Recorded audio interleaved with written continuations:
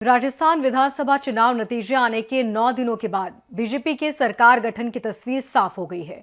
मंगलवार को विधायक दल की मीटिंग में पहली बार विधानसभा का चुनाव जीतकर आए भजनलाल शर्मा को सर्वसम्मति से मुख्यमंत्री के लिए चुन लिया गया। बीजेपी ने दिया कुमारी और प्रेमचंद को डिप्टी सीएम की कुर्सी दे दी है और सूबे में सियासी बैलेंस बनाने की कवायद भी शुरू कर दी। बीजेपी ने इस बार पीएम मोदी के चेहरे पर चुनाव लड़ा था।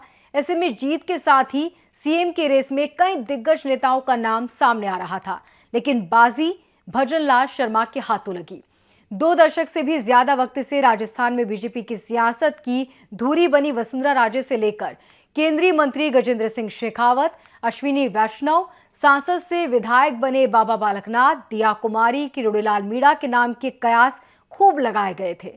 लेकिन बीजेपी विधायक दल की मीटिंग में जब पर्ची खुली तो मोदी मैजिक निकला।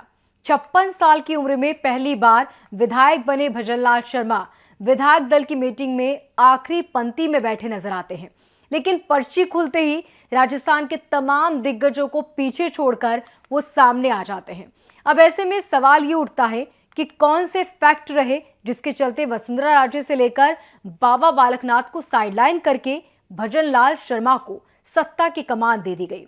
किसी गुट के न होने का उन्हें फायदा मिला है। राजस्थान में बीजेपी कई गुटों में बटी हुई है और पार्टी में एकजुटता पर लंबे समय से सवाल भी उठते आए थे। इसके चलते पार्टी को खासा नुकसान भी हुआ। वसुंधरा राजे और पार्टी आलाकमान के बीच मनमुटाव की खबरें भी खूब सामने आई। लोकसभा चुनाव से पहले पार्टी सभी गुटबाजी को खत्म करना चाहती है। इस गुटबाजी को खत्म करने के लिए भी ये बड़ा बदलाव किया गया, क्योंकि भजनलाल शर्मा किसी गुट का हिस्सा नहीं रहे। उन्हें न तो वसुंधरा राजे के विरोधी गुट का माना जाता है और न ही उनका करीबी माना जाता है, और इसी का लाभ भजनलाल शर्मा को मिला। भजनलाल शर्मा को मुख्यमंत्री बनाने की पटकथा पहले ही लिखी जा चुकी थी। इसी के चलते उन्हें बीजेपी के सेफ सीट से चुनाव लड़ाया गया था। बीजेपी ने भजनलाल शर्मा को इस बार जयपुर की सांगानेर सीट से विधायक का टिकट काटकर चुनावी दंगल में उतारा गया था। ब्राह्मण चेहरे का शर्मा को लाभ मिला है। भजनलाल शर्मा ब्राह्मण समुदाय से आते हैं। राजस्थान में 33 साल के बाद ब्राह्मण समुदाय से कोई मुख्यमंत्री बना है। बीजेपी ने छत्तीसगढ़ में आदिवासी और एमपी में ओबीसी समुदाय के सीएम बनाने का फैसला लिया था, और इसी के चलते राजस्थान में मुख्यमंत्री की कुर्सी किसी स्वर्ण समुदाय को नहीं मिली थी। राजस्थान में लंबे समय से ब्राह्मण मुख्यमंत्री बनने की मांग उठ रही थी और चुनाव से पहले पंचायत हुई थी। बीजेपी ने भजनलाल शर्मा को सत्ता की कमान दी। ब्राह्मण समुदाय को सीधा संदेश दिया है। राजस्थान में करीब 7% आबादी स्वर्ण समाज की है। ऐसे में इस समुदाय से राज्य का सीएम बनकर बीजेपी इस समाज के वोट बैंक को साधने की पुरजोर कोशिश कर रही है। इसी के साथ बीजेपी ने राजपूत समाज से आने वाले दिया कुमारी, दलित समुदाय के नेता प्रेमचंद को डिप्टी सीएम की कुर्सी दी। इस तरह से बीजेपी ने 2024 के चुनाव के लिहाज से एक मजबूत समीकरण बनाने का दांव चला।